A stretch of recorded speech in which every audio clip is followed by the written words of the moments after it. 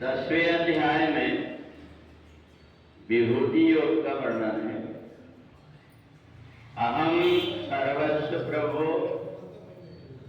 मत्ता सर्वं प्रवर्तते इति मत्वा भजन्ते मां बुधा भाव समन्विता। भगवान से अर्जुन ने पूछा कि जब जीवात्मा को आपने ही जन्म दिया है तो उसके जीवन में भाग्य कौन बनाता है? तो भगवान कहते हैं कि नाहि न कोई सुख दुख कर दाता निज कृत कर्म भोग सबरा। मैं किसी के भाग्य को नहीं बनाता, बल्कि जिस व्यक्ति ने जिस प्रकार के कर्म किया है किसी न किसी रूप में आकर के यहाँ चुकता करना पड़ता है संसार।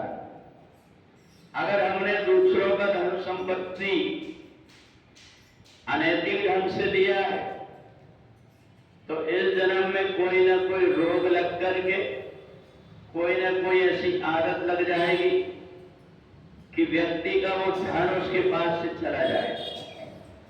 शराब पीने लगेगा, जुआ खेलने लगेगा, कोई बीमारी लग जाएगी, या घर में ऐसी संतान हो गई कितना भी पैसा जोड़ करके रख दो वो बर्बाद कर देगी।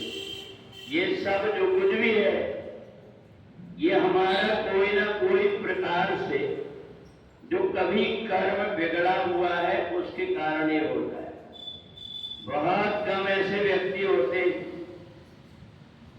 जिनके घर में पति पत्नी के बीच में बहुत अच्छा व्यवहार होता।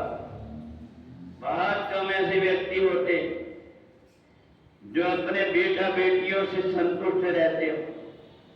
बहुत कम ऐसे व्यक्ति होते हैं जो अपने शरीर से स्वस्थ रहते हैं, और बहुत कम ऐसे व्यक्ति हैं जिनकी संतान अच्छे रास्ते में चल रही।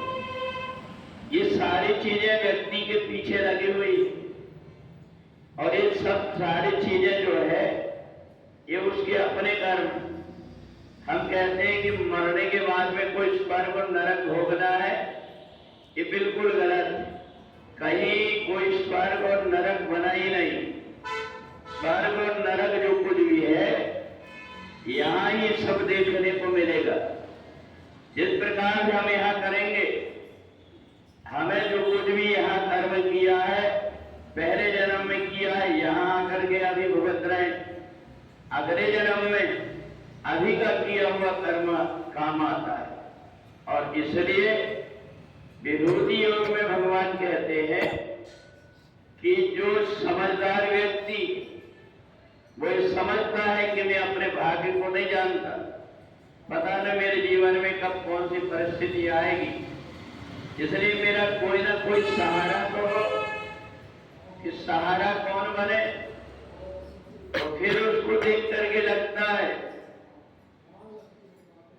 कि सबकी सुर नर मुनि सबकी यह रीति स्वार्थ लाग करे सब प्रीति। जितने भी व्यक्ति हैं तुमसे जितना प्रेम दिखा रहे समझ लो कोई ना कोई स्वार्थ है तब तक। और जब व्यक्ति का स्वार्थ नहीं होता तब व्यक्ति किसी को कोई पूछता नहीं। और इसलिए विविध योग में भगवान ने बताया कि देखो कोई चले नहीं बिन मोटर के, कोई नंगे पैरों भाग रहा, कोई लुटा रहा धनमान मुक्त, कोई भीख किसी से मांग रहा। ये सब जो कुछ भी हमें अलग अलग दिखाई दे रहा है, ये हमने जिस प्रकार का चित्र बनाया है वह चित्र हमारे सामने आया हुआ है।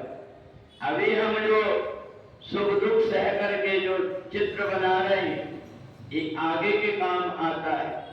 इसलिए कितना भी व्यक्ति कोशिश कर ले, परंतु होए सोई जो राम रचि राखा। जो कुछ भी भाग में हमने लिखा हुआ है उसका फल अवश्य भोक्तव्यम, कोई न कोई रूप से यहाँ भोगना पड़ता है। इसलिए समझदार व्यक्ति जब जीवन में कोई सुख और दुख आते हैं उनमें भी समझ करके चलता है, और जो भी विपरीत परिस्थिति आती है ये सब संसार में ही आकर के भोगना पड़ता है। क्योंकि जैसे कहीं हम पुस्तक खरीद रहे हैं तो पुस्तकालय में जाते हैं, कहीं हमको अगर दवाई खरीदना है तो औषधालय में जाते हैं। अगर जीवन में हमारे सुख और दुख अगर भोगना है तो यहाँ दुखालय, इस संसार को दुखालय कहा गया है। यहाँ कोई तन दुखी, कोई मन दुखी, कोई धन मिल रहे उदास, थोड़े थोड़े सब दुखी। संसार में हर व्यक्ति कुछ न कुछ प्रकार के दुख से परेशान है। इसलिए अगर सुख की इच्छा है तो वो केवल परमात्मा की शरण में आकर के और मन शांत हो जाता है। इसलिए समझदार व्यक्ति अपने मन को संसार में न लगा करके परमात्मा में लगा देता है। बोले वृंदावन